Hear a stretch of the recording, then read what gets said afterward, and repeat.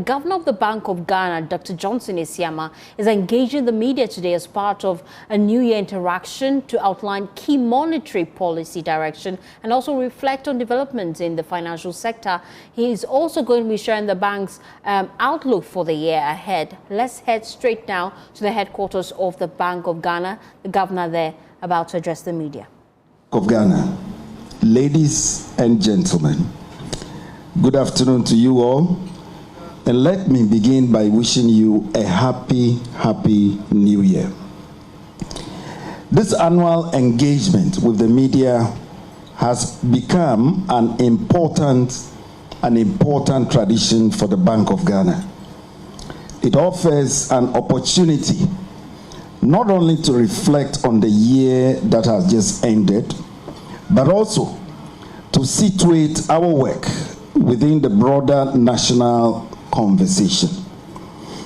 As this is my first New Year media engagement as governor, I value the opportunity to speak with you directly and to set the tone for how we will continue to engage going forward.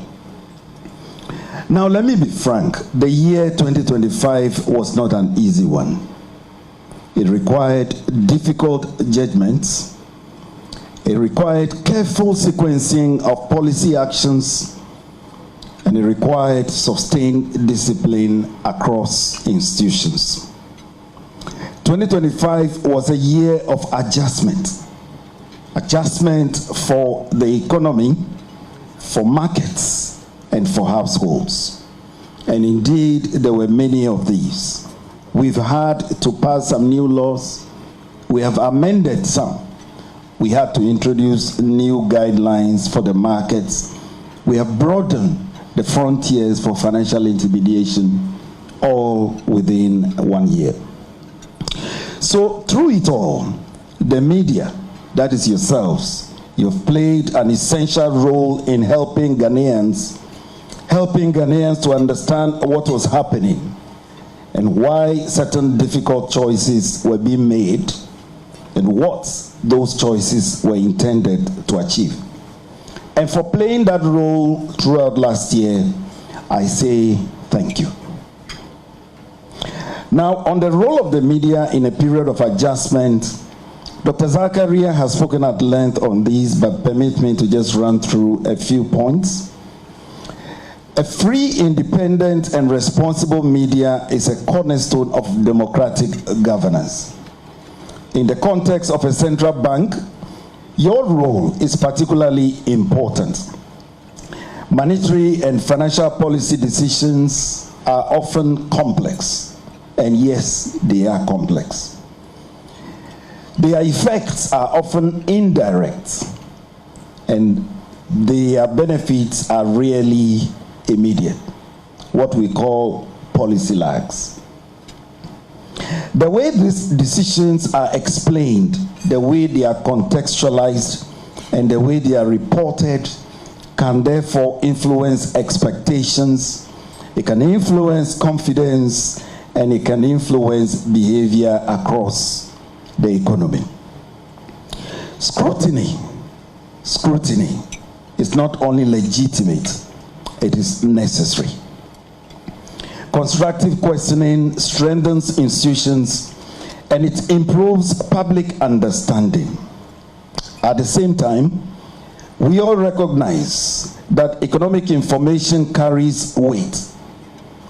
In periods of adjustment, incomplete or poorly contextualized reporting can unintentionally heighten uncertainty or undermine confidence, with real consequences for households and businesses.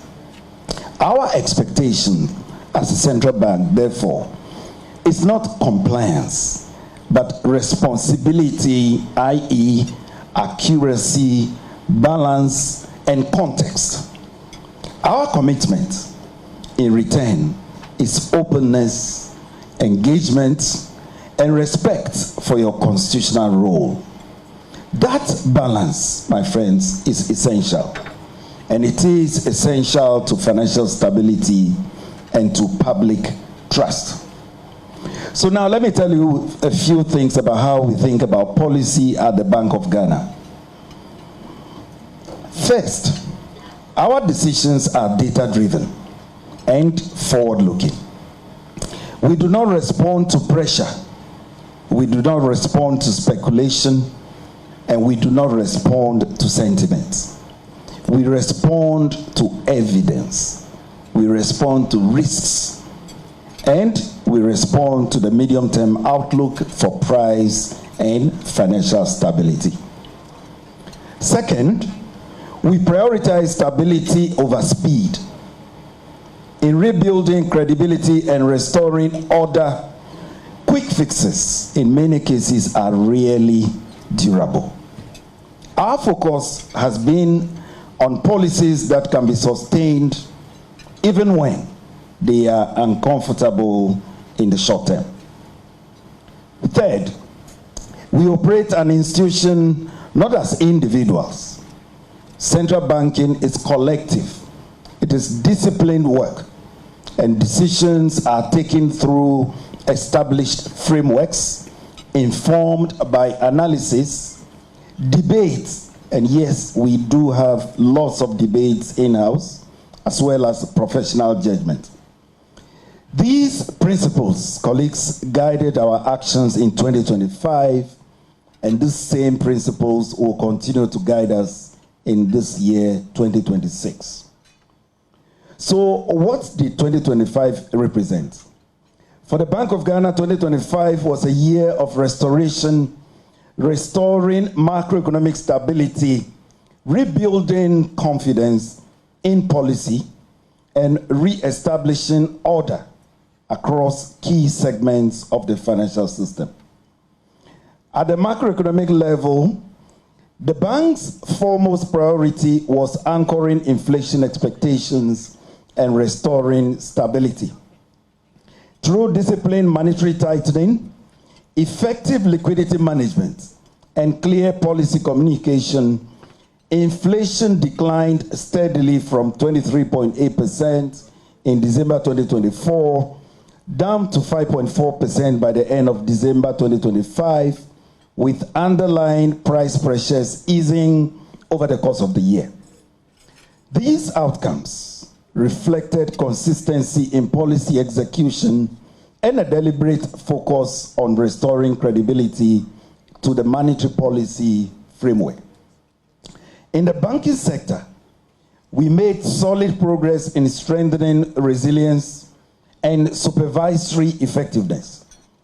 Regulatory reforms were advanced to improve risk identification and mitigation, including enhanced stress testing, stronger recovery planning requirements, and refinements to the risk-based supervisory framework.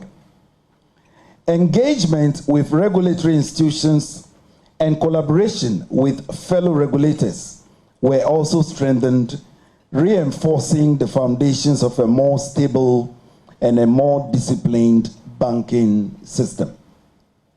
Progress was also made in capital market development, particularly in advancing discussions around bank listings and working with market regulators and stakeholders. The bank supported efforts to encourage greater use of public markets as a means of strengthening governance, transparency, and market discipline within the financial sector. In the foreign exchange market, 2025 marked an important shift toward greater transparency and order. The bank implemented a rules-based FX auction framework, strengthened market oversight, and we introduced improved reporting mechanisms as well as enforcing compliance to curb market abuse. These measures contributed to improved price discovery, reduced distortions, and a gradual restoration of confidence in the FX markets. Now, the bank's gold programs also played a strategic role during the year. Through the domestic gold purchase program, external buffers were strengthened, FX pressures were moderated, and confidence in Ghana's external position improved. As a result, gross international reserves rose to over 13.8 billion US dollars, equivalent to approximately 5.7 months of imports cover. This was historic. I have not seen such levels since I joined the central bank way back in 1995.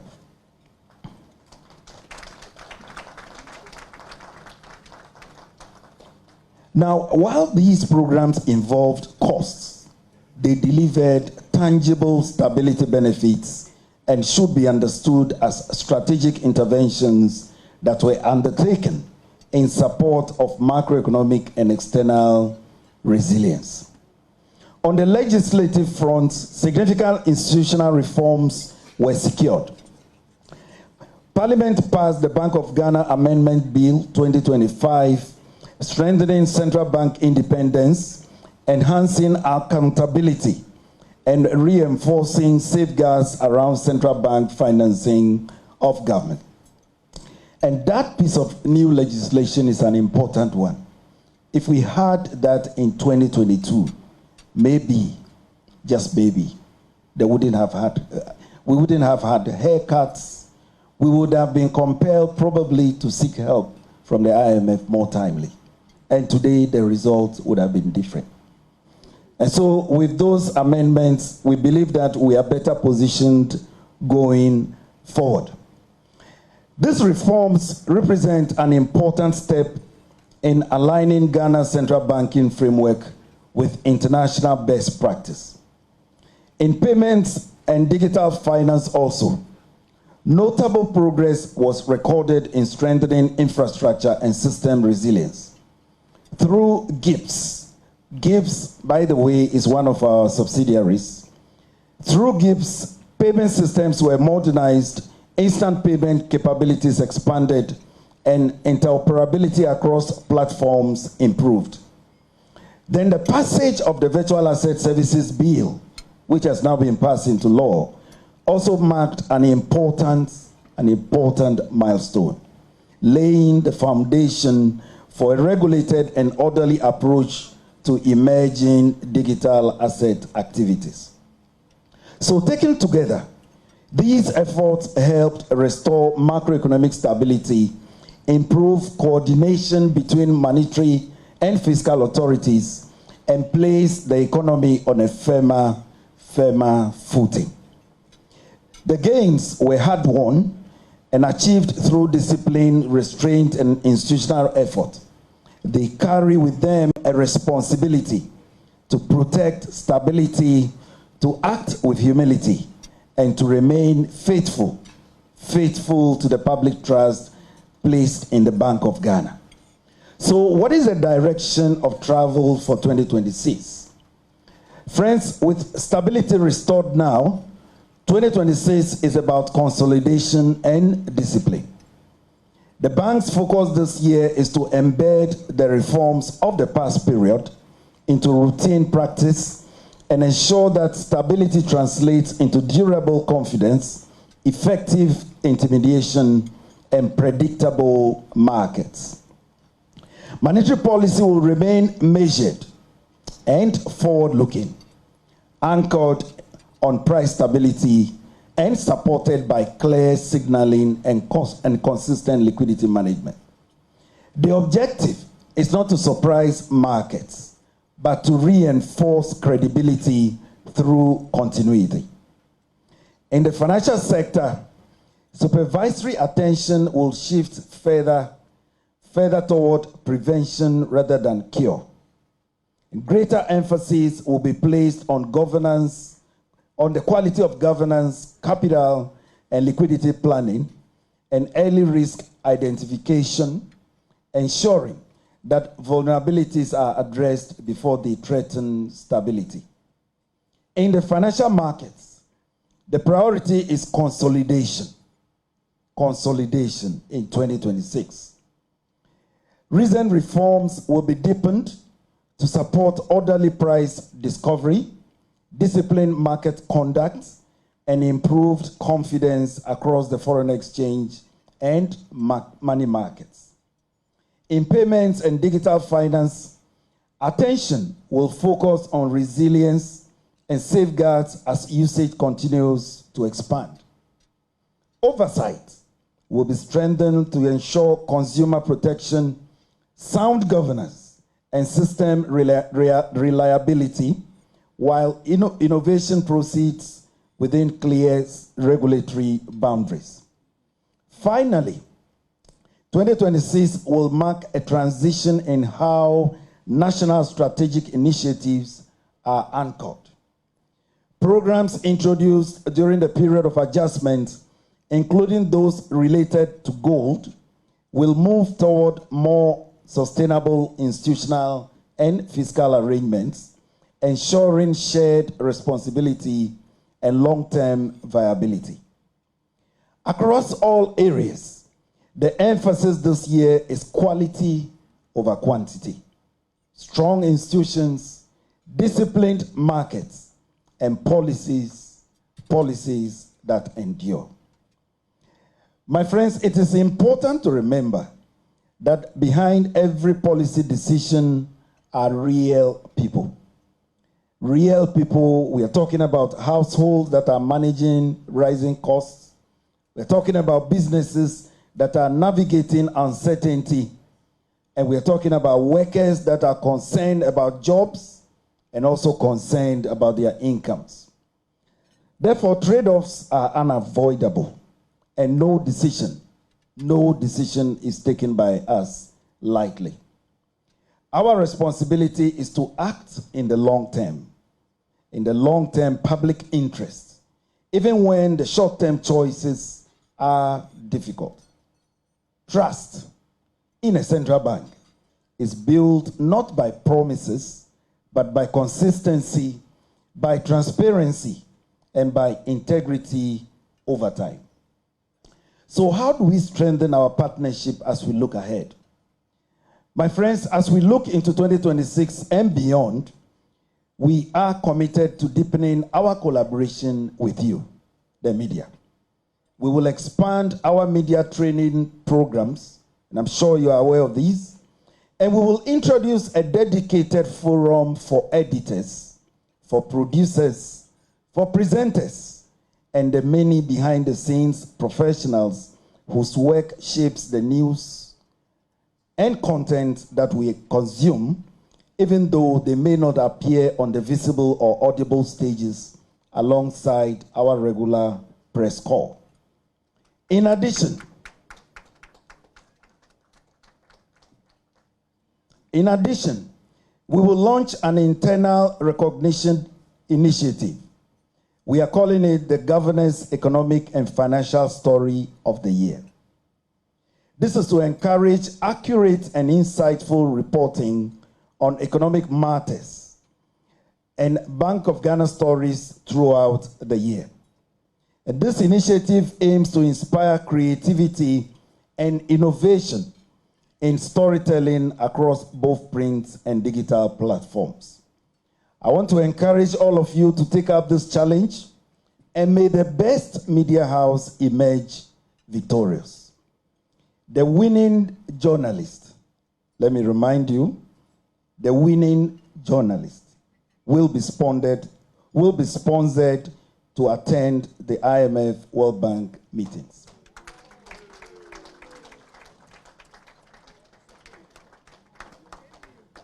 So through our communications department, the bank will continue to engage proactively on all media-related matters, ensuring that our friends in the press feel welcomed, that they feel supported, and that they are confident whenever called upon to help us share our messages with the public.